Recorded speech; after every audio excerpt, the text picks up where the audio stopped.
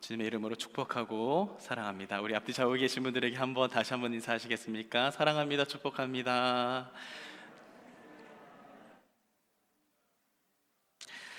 자, 하버드대 학생의 268명의 대상으로 무려 72년 동안이나 개인의 인생을 추적하는 거대한 프로젝트 조사를 한 적이 있습니다.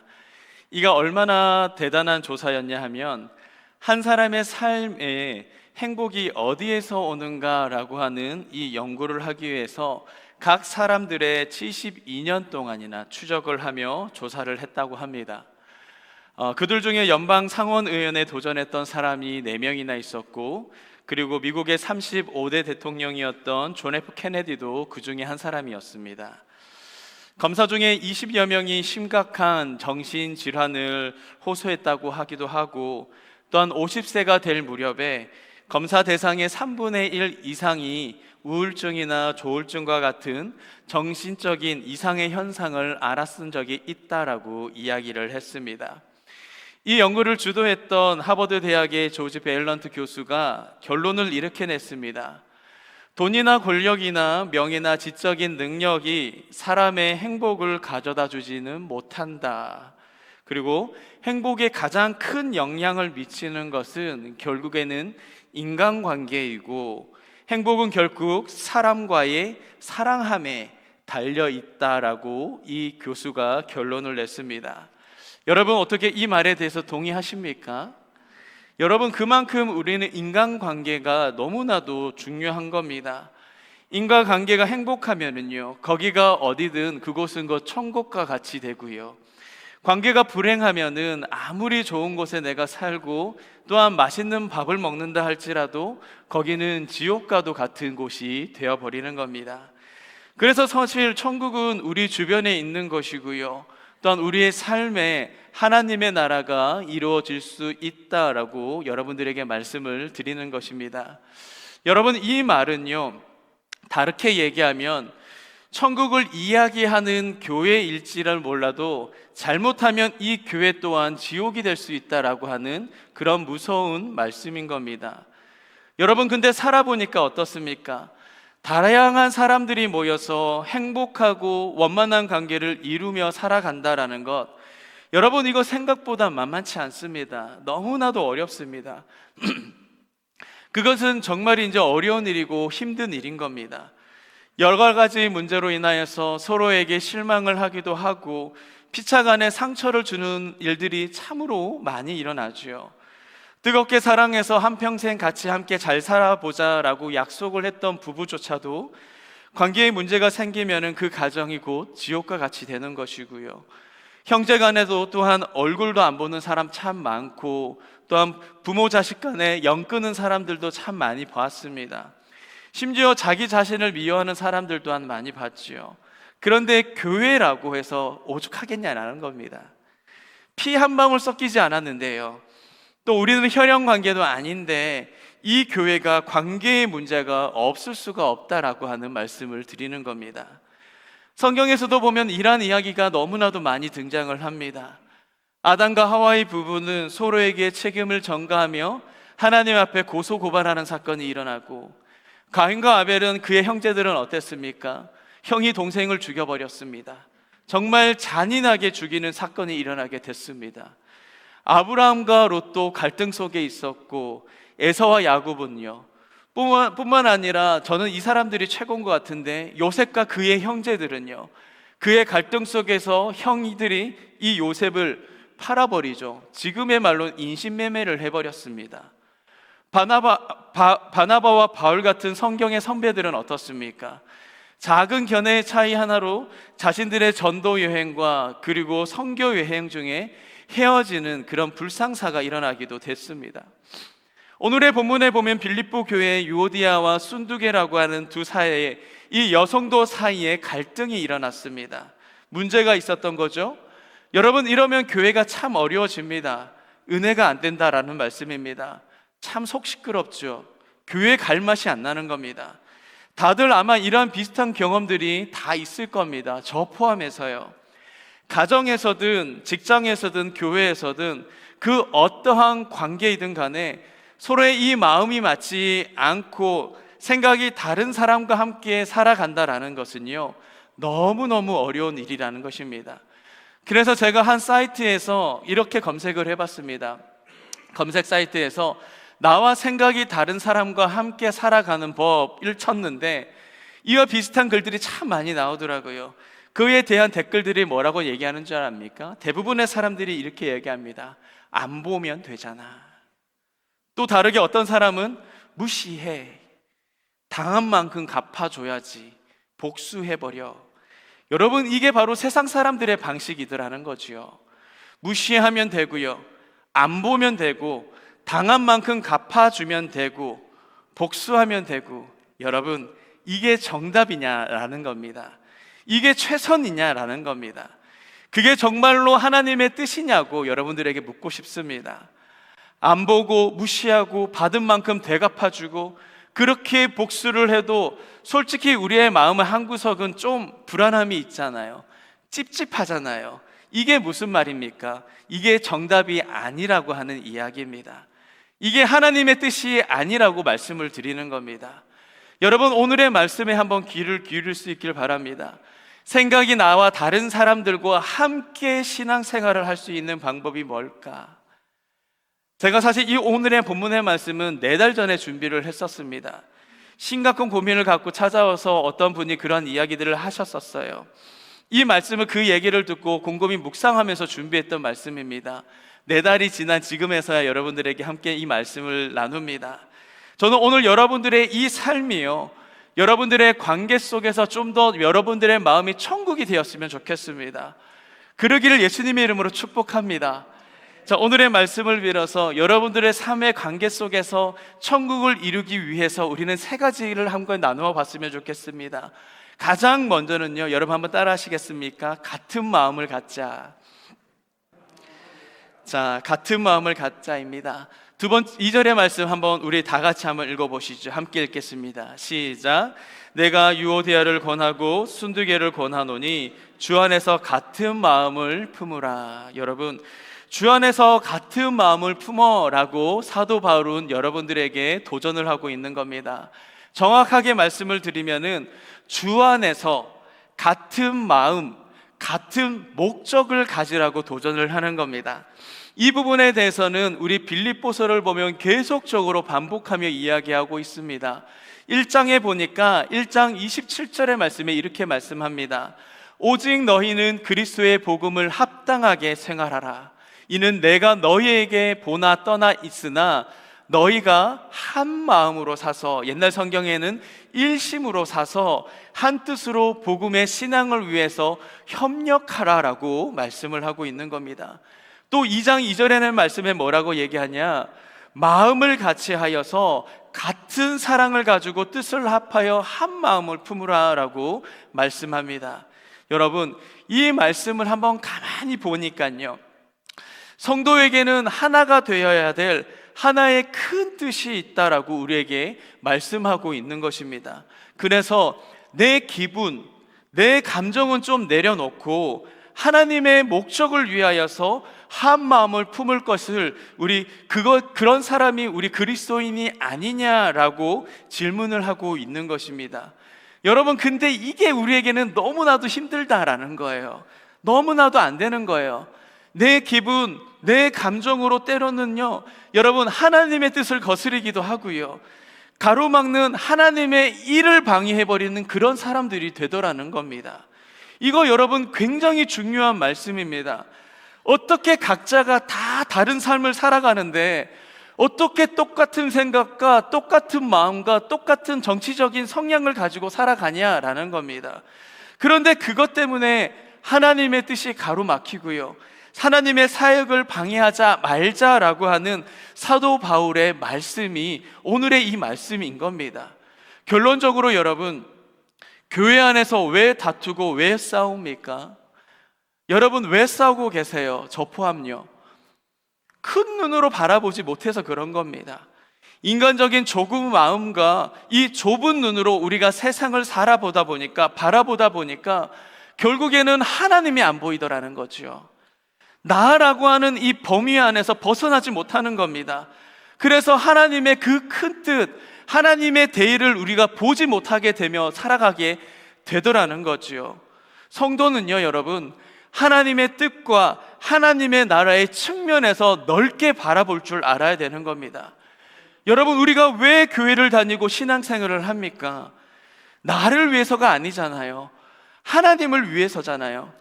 우리가 교회를 예배를 드리고 주일학교를 하고, 여러분, 우리가 지지난주에 같은 경우에도 교회 큰 행사를 치렀고, 이 모든 것들이 왜 하는 겁니까? 나를 위해서입니까? 내 이름을 드러내기 위해서였습니까? 아니잖아요. 이러한 일들을 통하여서 하나님의 나라가 이루어지길 원하고 있는 건데, 결국에는 나중에 이 모든 관계적인 것으로 무너지면서 하나님은 보이지 않고 결국 사람들만이 남는 것, 여러분, 이거는 하나님의 나라가 아니에요. 이건 교회가 아니라는 거죠. 오늘의 말씀에 보세요. 오늘의 바울은 유오디아와 순두개가 자기의 기분이나 감정은 좀 내려놓고 먼저 하나님의 뜻을 바라봤으면 좋겠다라고 이야기하고 있는 겁니다. 여러분들, 우리들의 목적, 우리의 목적이 하나의 목적으로 바라볼 수 있는 성도가 되면 어떻겠냐라고 이야기하는 겁니다. 여러분, 아브라함을 한번 묵상을 해보시죠. 아브라함은 재산의 문제로 그의 조카 롯과의 다툼이 생겨났습니다. 그때 아브라함의 그런 전적인 양보로 그의 어떤 일들이 일어납니까? 그 모든 문제들이 해결되잖아요. 여러분, 아브라함이요, 호구라서 그랬을까요? 아브라함이 바보입니까? 아닙니다. 창세기 13장 7절의 말씀에 그 아브라함의 마음이 나옵니다. 한번 읽어보겠습니까? 한번 읽어보겠습니다. 시작. 그러므로 아브라함의 가축의 목자와 롯의 가축의 목자가 서로 다투고 또 가나안 사람과 브리스 사람도 그 땅에 거주하였다. 아브라함과 롯 사이에 재산적인 분쟁으로 다툼이 일어났습니다. 싸움이 일어난 거죠.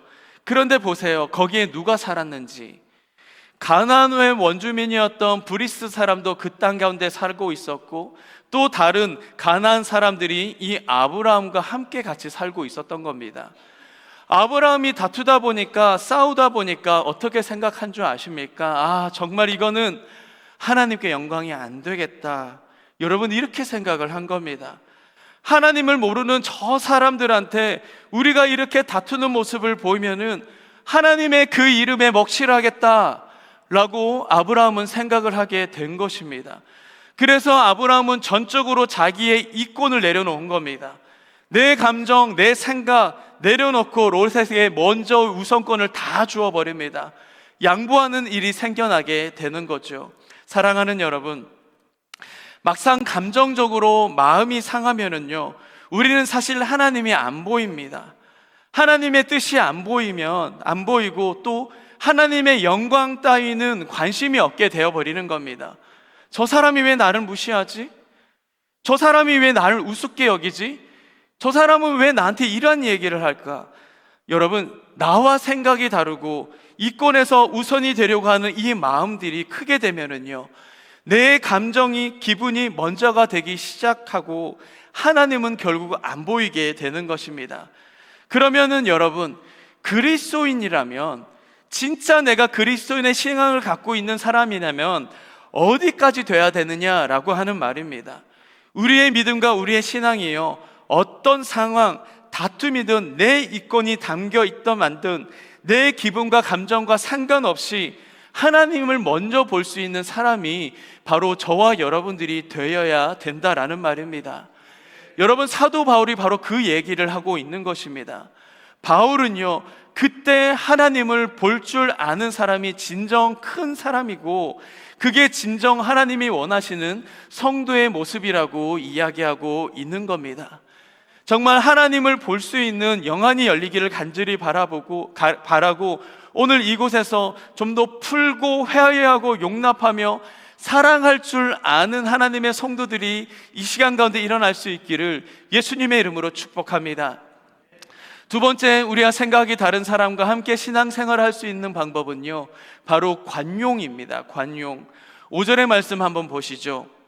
5절의 말씀 함께 읽겠습니다. 시작. 너희 관용을 모든 사람에게. 여러분, 생각이 다른 사람과 함께 화평하고 행복하게 사는 가장 중요한 것 중 하나는요, 바로 이 관용이 있습니다. 관용. 여기서 말하는 이 관용이라는 말은요, 넓은 마음으로 품는다라고 하는 뜻이 있습니다. 이런 뜻이에요. 심지어 자기의 권리까지도 포기할 줄 아면서 다른 사람들을 너그럽게 대할 줄 아는 단어가 바로 이 관용이라고 하는 단어입니다. 그런데 우리는 반대로 적용하면은 여러분 정말 큰 문제가 일어납니다. 어떤 부분이냐? 나에게는 너그러운데 다른 사람들에게는 깐깐하게 대하는 거예요. 그래서 여러분, 믿는 사람이 믿지 못하는 사람보다도 더 왜 위험한 줄 아십니까? 자신은 가르치지 않기 때문에 그렇습니다. 자신은요, 우리가 말씀을 조금 더 알게 됐다고, 아니면 내가 신앙의 연배가 다른 사람보다 높다고 다른 사람의 생각을 하는 사람들에게 다가가서 이렇게 얘기하는 겁니다. 당신은 틀렸어. 당신은 신앙생활 바르게 하고 있지 않아 라고 이야기하는 겁니다. 그러면서 얘기하죠. 당신에게 믿음이 좀 있었으면 좋겠는데, 당신이 좀 더 옳은 신앙을 가졌으면 좋겠는데. 이게 교회뿐만 아니라 우리의 자녀들에게도 마찬가지인 거예요. 여러분, 저와 여러분들이 지식이 커졌다고 해서 믿음이 자라난 것 결코 아닙니다. 믿음이 성숙한 사람은요, 다른 사람들을 가르치지 않고 내 자신을 먼저 가르칩니다. 여러분 믿으십니까? 그런데 보세요. 가정교회나 개인적으로 묵상하시는 것을 자세히 보면은요, 늘 안타까운 사람들이 있습니다. 어떤 사람들인가 하면 큐티를 하거나 간증하는 내용을 보면 항상 다른 사람들의 내용들이 등장을 합니다. 참 안타까운 일이에요. 자신의 내면을 깊이 보지 못하는 사고 늘 다른 사람들을 등장을 시키더라고요. 그분들의 얘기를 보면 하나같이 공통적으로 이렇습니다. 어떤 사람이 이렇게 사는 것을 본다. 참으로 안타깝다. 나는 그러지 말아야지 라고 이야기를 해요. 여러분 기억하십시오. 말씀을 나에게 적용을 하면은 그건 정말 은혜 중에 은혜이지만요, 말씀을 다른 사람들에게 적용을 하면 하나님을 욕되게 하는 정말 율법주의자가 되는 거예요. 이게 정말 위험한 일이라는 것입니다. 오늘 우리에게 하시는 말씀이 뭐냐 하면, 다른 사람들에게는 좀 너그럽게 좀 그들에게 대해줘, 품어줘 라고 얘기해줘. 대신에 누구에게는 깐깐하라고요? 나에게는 좀 더 깐깐하라는 이야기입니다. 여러분, 그게 바로 성경의 진리이고 오늘의 말씀의 그런 참된 뜻이 되는 겁니다.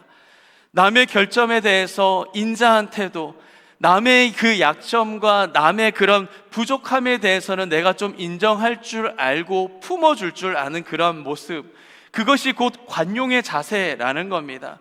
그리고 바울의 논리가 뭡니까? 그렇게 하나님이 우리에게 너그러우셨다라는 거예요.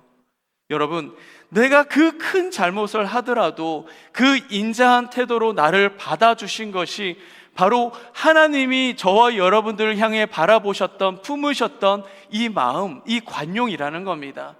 그게 우리는 다른 말로 말하면 이 은혜라고 하는 단어를 사용을 합니다. 그래서 바울의 논리는, 너가 정말 당신이 이 은혜로 구원받은 사람이 분명하냐? 그러면 너도 그렇게 살아야 돼. 그렇게 살아드려야 돼 라고 이야기하는 겁니다. 우리가 하나님의 무조건적인 은혜로서 구원을 받은 사람이라면, 생각이 다른 사람이라 할지라도, 정말 내 눈에 꼴도 보기 싫은 사람이라 할지라도 눈 감고 사랑해 줄 알아야 돼 라고 이야기하는 거예요. 여러분, 오늘의 말씀이 조금 불편합니다. 제가 아까도 말씀드렸죠.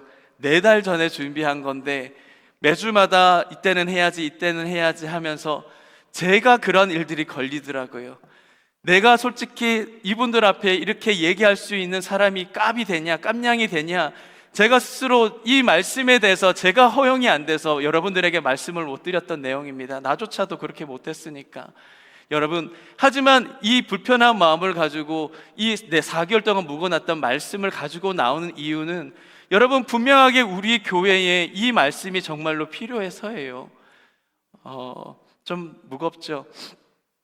어떤 초신자, 그러니까 성도님이 교회에 이제 열심히 다녔습니다. 이제 예수님을 믿은 지 얼마 안 됐었어요. 근데 어느 날 잠을 자고 있는데 마귀가 자꾸 쫓아오는 겁니다. 이분은 이제 하나님을 안 지 별로 안 되었기 때문에 어떻게 할 방법을 몰라서 막 이 마귀에게 도망을 다니다가 계속적으로 도망을 다니다가 너무 힘들고 지친 거예요. 꿈속에서. 그런데 이 세신자가 마음속으로 어떻게 이제 그 꿈의 그 상황에서 너무 힘드니까 갑자기 그 생각이 는 거예요. 아, 맞다. 목사님께서 말씀 속에서 그러셨어. 마귀를 오면은 말씀으로 대응하라고 했어.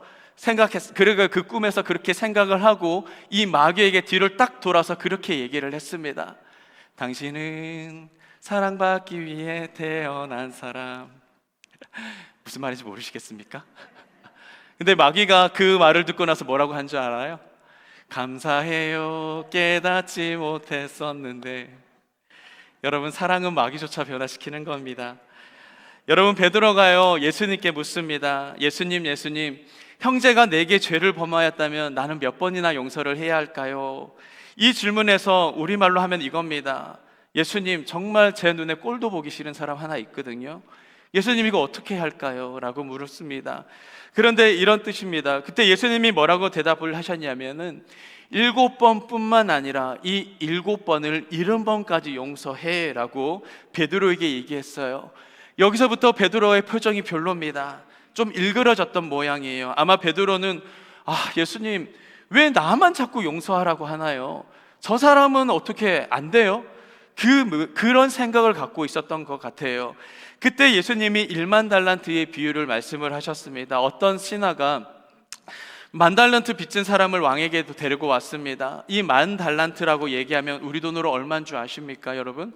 제가 미국 돈에 대해서는 이 개념이 없어서 한국 돈 개념으로 계산을 해봤더니 7천억 원입니다. 7천억 원. 1조 원이에요, 여러분. 그 시대에 1조 원이요. 1조 원이나 되는 돈입니다. 그 왕이 돈 갚아라 라고 그랬습니다. 그랬더니 이 10,000달란트 빚진 사람이 그래요. 왕이시여, 저에게는 돈이 없습니다. 그래서 이 왕이 신하를 시켜서 다 조사를 해봤더니 이 사람이 진짜 갚을 능력이 없는 겁니다. 왕이 너무나 화가 난 거예요. 이놈, 내가 너를 이제 처벌을 해야지, 형벌을 줘야지. 그러면서 저놈의 몸을 팔아버리고 저 놈의 사랑하는 그의 아내까지도 팔아버리고 자식도 다 팔아버리고 소유 갖고 있는 것을 모두 다 팔아버려서 돈을 갚게 하여라 라고 그랬습니다. 그때 이 돈 빌린 사람이 무릎 꿇고 싹싹 비는 거죠. 용서해 주십시오. 용서해 주십시오. 진짜 나 돈 없습니다. 지금부터 열심히 일을 해서 돈을 갚겠습니다 라고 왕에게 얘기를 합니다. 그 안타까움을 봤던 이 왕이 얼마나 인자로우신 왕인지, 그래? 그럼 내가 그렇게 너에게 용서를 해주겠다. 그러면 너가 지금 사는 만큼이나 열심히 살아라 라고 하면서 이 10,000달란트 1조 원을 탕감을 해주는 겁니다. 갚지 말라고요. 이 돈 빌린 사람이 얼마나 기쁘겠습니까? 집으로 돌아가는데 룰루랄라입니다. 왜냐하면 1조 원을 안 갚아도 되니까 얼마나 기쁘겠습니까? 그런데 저기 보니까 자기에게 100데나리온을 빌린 사람이 지나가는 겁니다. 이 100데나리온은 우리 돈으로 1,000만 원입니다. 10,000불 정도 돼요. 이 100데나리온 돈을 빌려고 가는 사람이 지나가니까 그 사람을 달려가서 멱살을 잡고 얘기합니다. 너 왜 내 돈 안 갚아? 내 돈 1,000만 원, 땅을 파봐라 1,000만 원이 나오나? 이 나쁜 놈이라고 하면서 이 사람을 윽박지르기 시작을 해요. 그 사람이 얘기했었겠죠. 돈 없습니다. 제발 시간을 내게 좀 말미를 좀 주십시오. 열심히 일을 해서 돈을 갚겠습니다. 그 얘기를 듣지 않고 그 사람을 그 자리에서 두들겨 패고 감옥으로 보내버리는 겁니다. 예수님이 하시는 말씀이 뭐냐면 1조 원의 탕감을 받은 사람이 1,000만 원 빚진 사람을 왜 용서하지 못하느냐라는 이야기예요. 너희가 무슨 존재인지 아니? 그 얘기를 하는 겁니다. 여러분, 우리는요 10,000달란트 빚진 사람인데 이 10,000달란트 탕감받았던 우리가 나 무시하는 저 사람 하나 용서하지 못하겠느냐라고 하는 말씀입니다. 사랑하는 여러분, 우리가 받은 이 구원은요 결코 시시한 구원이 아닙니다. 천문학적인 숫자의 빛을 탕감받은 사람들입니다. 그 은혜 받은 우리가 나 한 번 무시했던 사람, 나 우습게 여겼던 사람, 나한테 그렇게 못된 짓 한 사람, 그 사람 용서하지 못하겠느냐라고 성경이 우리에게 이야기하고 있는 겁니다. 여러분 잘 기억하십시오. 그리스도인은요, 죽어서도 천국을 살아가는 사람 이전에요, 우리는 용서받지 못한 죄를 용서받은 사람들입니다. 그래서 오늘을 살아갈 때 우리가 어떻게 살아가야 되느냐라는 겁니다. 여기서 우리의 삶을 결정을 해야 된다라는 겁니다. 정말 내 눈에 꼴도 보기 싫은 사람, 용서하고 싶지 않은 그 사람, 용서하고 용납할 줄 알고 품어주고 사랑하고 참아주는 게요, 바로 그리스도의 방식이라고 오늘 예수님께서 우리에게 말씀을 하고 있는 것입니다. 여러분, 관용은요, 주님께서 나를 대신한 것처럼 남을 대해주는 거예요. 하나님이 내게 주셨던 그 은혜로 내가 그 사람에 대해서 대해주는 것이고요. 여러분, 그러면 우리 받아들이지 못할 사람이 어디에도 없다라는 겁니다. 오늘 주님이 여기에 오시면 오늘 우리에게 뭐라고 말씀하실까요? 내가 너한테 베풀어준 은혜만큼 너 그렇게 살았니? 내가 너에게 베풀어주신 은혜 너 기억 못해? 너 잊었어? 라고 말씀하시지 않으시겠습니까? 여러분, 주기도문을 한번 보세요. 우리가 우리에게 죄진사를 사하여 준 것 같이 우리의 죄를 사하여 주시옵소서. 여러분, 예수님의 논리는 이겁니다. 너희가 용서를 받으려면 너희도 용서해. 그 말씀하고 계시는 겁니다. 여러분, 외우지만 마시고 살아낼 수 있는 그리스도인들 될 수 있기를 예수님의 이름으로 축복합니다. 마지막 세 번째로는요, 나와 생각이 다른 사람들과 함께 신앙생활을 할 수 있는 방법, 세 번째는 기도입니다. 여러분, 어찌 보면 당연한 건데 이에 대해서 말씀을 드릴게요. 우리 6절과 7절의 말씀 한번 보시죠. 한번 다 같이 읽겠습니다. 시작.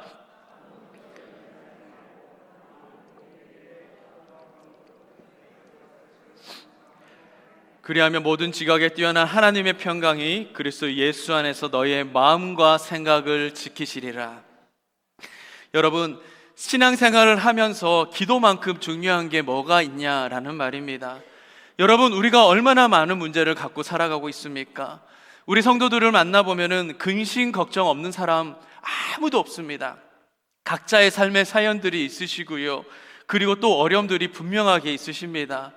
우리의 마음의 평화를 유지하는 이 일에 기도는 여러분 절대적으로 필요한 겁니다. 관계의 문제도 마찬가지예요. 기도는요, 여러분 모든 힘의 공급처가 된다라는 겁니다. 여러분 한번 생각을 해보시지요. 기도의 은혜가 없다면은요, 용서할 수 있는 이 영적인 힘이 우리 가운데 없는 겁니다. 용서를 하고 싶은데 용서가 되세요, 여러분? 사랑을 하고 싶으신데 사랑이 어찌 내 마음대로 됩니까? 여러분, 안 된다라는 겁니다. 근데 하나님의 은혜의 에너지가 내게 부어지면은요, 용서가 되는 겁니다. 사랑이 되더라는 거죠. 이게 내 힘일까요? 아닙니다. 내 안에 계시는 성령께서 그렇게 하시는 겁니다. 내 생각과 내 마음과 내 지금까지의 경험 속에서 아무것도 할 수 없는 그 상황임에도 불구하고 내가 은혜가 되어지면, 이 은혜는 기도를 통해서요, 내가 기도를 통해서 은혜가 충만해지면은 내 안에 성령께서 그렇게 활동을 하시더라고요. 우리 교회는 그게 필요한 거예요. 내 삶에는 그게 필요한 거예요. 그래서 기도를 통해서 용서를 배울 수 있는 거고요, 사랑을 배울 수 있는 사람이 되게 되는 겁니다. 오늘의 말씀을 한번 잘 보시지요. 우리가 기도하게 될 때에 하나님께서는 우리들의 마음과 우리들의 생각을 지키신다 말씀하고 있습니다. 여러분, 그래서 우리들의 마음에 힘을 주시는 겁니다. 관계 속에서 이 내 마음 속에 쓰나미가 일어나게 되고 참을 수 없는 사항들이 있지 않습니까? 더 이상을 내가 못 참아낼 때가 있거든요. 견디지 못할 때가 있거든요. 이것을 묵혀두려고 생각을 해놨는데 웬걸 계속적으로 떠올리는 겁니다. 잠을 자려고 하는데 침대에 누웠는데도 자꾸 이 생각이 반복이 되는 거예요. 잠을 잘 수가 있어야지 자꾸 내 마음을 괴롭히는데 이게 평화가 있습니까? 평안이 있습니까? 예수 그리스도를 믿는 우리들의 마음이 늘 기쁨이 차고 넘치는 삶이라는데 기쁨은 어딘가 없어지고 이렇게 힘든 상황이 놓여진다라는 거죠. 여러분, 그때의 이 미움의 마음과 이 어려운 마음을 이길 수 있는 길이 기도 말고 뭐가 있느냐라는 겁니다. 그래서 여러분, 그리스도인은요, 관계의 문제가 생기면 사람하고 먼저 문제를 해결하려고 하는 것이 아니라, 그것에서 애쓰려고 하는 것이 아니라 바로 기도의 자리를 먼저 나아가야 된다라는 것입니다. 그러면 어떠한 사람의 말에도 영향받지 않고 흔들리지 않고 상처받는 일이 없다라는 겁니다. 직장 안에서 나를 힘들게 하는 사람과의 관계가 참 힘드시죠. 가정에서도 충분하게 그럴 수 있습니다. 부부관계뿐만 아니라 내 자녀의 관계도 마찬가지입니다. 또 어떠한 분들은 고부간의 갈등도, 또한 부부의 마찬가지죠. 부부간의 마음도, 여러분, 저 사람 왜 저럴까, 그런 것들도 물론 맞는데요. 여러분, 먼저 그것을 받아내지 못하는 내 영혼의 상태를 한번 둘러보시고, 그리고 기도의 자리에서 내 영혼의 평안함을 위해서 기도할 줄 아는 하나님의 백성들 될 수 있기를 예수님의 이름으로 축복합니다. 여러분, 우리는 근본적으로 이기적인 사람이에요. 여러분, 누구 하나 태어날 때부터 예수님처럼 짜잔 나 다 용서할 수 있어, 그런 사람 세상에 어디 있겠습니까? 이해를 따라서 사랑할 수밖에 없고요, 나만 아는 사람일 수밖에 없는 겁니다. 그런데 그만큼 우리는 생각이 다르고 정말 꼴도 보기 싫은 사람들, 여러분, 어떻게 그런 사람들을 사랑할 수가 있느냐라는 겁니다. 그런데 오늘의 로마서 5장 5절의 말씀 속에 이 말씀이 참 우리에게 힘이 되고 우리에게 능력이 되더라고요. 여러분, 5장 5절 함께 읽겠습니다. 함께 읽까요? 시작. 소망이 우리를 부끄럽게 하지 아니함은 우리에게 주시는 성령으로 말미암아 하나님의 사랑이 우리 마음에 부은 바가 되었다라고 말씀하죠. 뭐라고 말씀하십니까? 하나님의 사랑이 우리에게 부어진다라고 하는 말씀입니다. 여러분, 아직도 용서가 되지 않는 분들이 계십니까? 아직까지 나를 격분케 하고 생각만 해도 참을 수 없게 만드는 그런 사람, 그런 관계가 내 안에 있으십니까? 여러분, 기도의 자리로 나아갈 수 있기를 예수님의 이름으로 축복합니다. 마지막으로 이야기 하나 나누면서 이 말씀을 마무리하겠습니다. 어떤 목사님의 설교를 듣다가 들은 이야기인데 참 은혜가 돼서 여러분과 함께 나눕니다. 한 농부가 있었습니다. 밤 늦은 시간에 자기 논에 물을 대려고 늦은 시간에 나아가서 농두렁에 길을 만들고 물을 대놨었습니다. 그런데 그 다음날 자기 아침에 자기 논에 가봤더니 이 논에 자신이 밤 내내 일하면서 낳아뒀던 이 물들이 다 어딘가 없어진 게 된 거예요. 다 누가 빼간 거죠.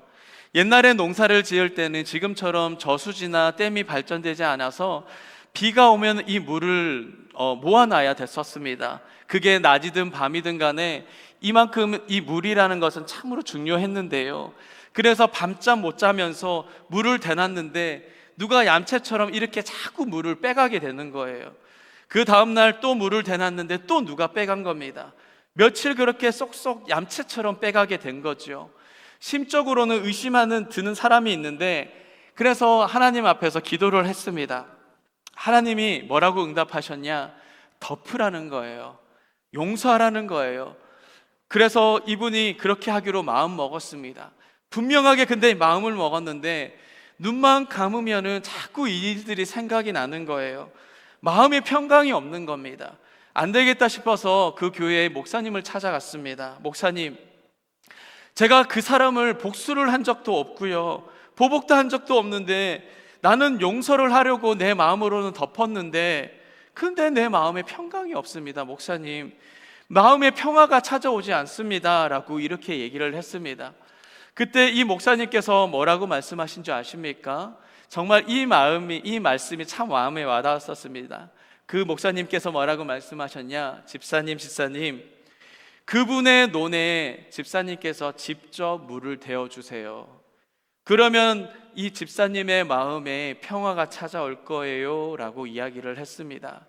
여러분, 내가 내 마음에 덮었는데, 용서를 하기로 내가 마음을 먹고 덮었음에도 불구하고 나를 화나게 하는 이 마음이 계속 일어나고 있다면, 여러분들에게 평화가 없으시다면 정말 죄송한 말씀입니다. 참 어려운 숙제를 여러분들에게 드리고 싶은데, 그분에게 찾아가서 또 전화해서 밥을 사드리십시오. 여러분, 돈을 내서요, 여러분 시간을 내서 커피 사드리세요. 축복해 주세요. 그러면 여러분, 잃어버린 평화를 회복하는 역사가 일어나게 될 것입니다. 언제가 제가 이런 비슷한 설교를 한 적이 있습니다. 미운 사람 커피 한 잔 더 사드리라고 그랬더니 제가 그날 커피 5잔 먹었습니다. 아주 우리 성도님들 못 되셨더라고요. 그러니 많이 먹으라 그러시면서 다들 장난친다고 그러신 것 같은데 뭐 아닐 수도 있고요. 여러분, 축복합니다. 여러분들의 삶이 관계 속에서 정말 지옥이 아니라 하나님의 나라를 이루어져 나가는 역사가 정말 일어나기를 간절히 바라고요. 정말 우리 마음이 한인 장로교회가 진짜 천국을 말하는 교회잖아요. 좋은 곳, 하나님의 나라, 하나님의 마음을 품고 나아가는 이 천국을 이야기하는 교회인데, 이 사람과의 성도 간의 관계 때문에 정말 지옥이 되지 않기를 간절히 바랍니다. 우리가 기쁨으로써 우리의 관계 속에서 정말 행복을 누릴 줄 알고, 내 힘으로 아니에요, 내 안에 성령께서 하십니다. 그렇게 천국을 살아내 드릴 수 있는 저와 여러분들의 삶 될 수 있기를 예수님의 이름으로 축복합니다. 기도하시겠습니다.